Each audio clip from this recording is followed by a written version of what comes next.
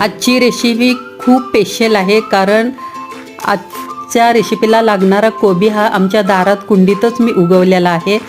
तो स्वच्छ धुवून मी चिरून घेतला. कढईत तेल तापलं, त्यामध्ये जिरे घातले आणि थोडंसं हिंग घालून लाल मिरचीचे तुकडे घातले आणि हा बारीक चिरलेला कोबी घातला. यात मी कुठेही कांदा लसूण आज वापरणार नाही, तरीसुद्धा भाजी खूप टेस्टी होते. आता वाटाण्याचे दाणे घेतले अर्धी वाटी आणि 1 टोमॅटो घातलं.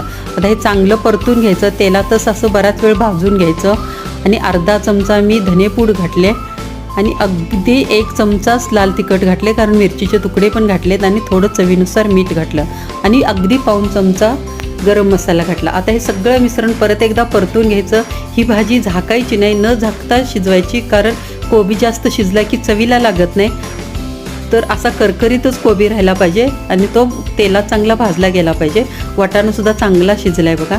खूप छान टेस्टी भाजी होते, तुम्ही निश्चित करू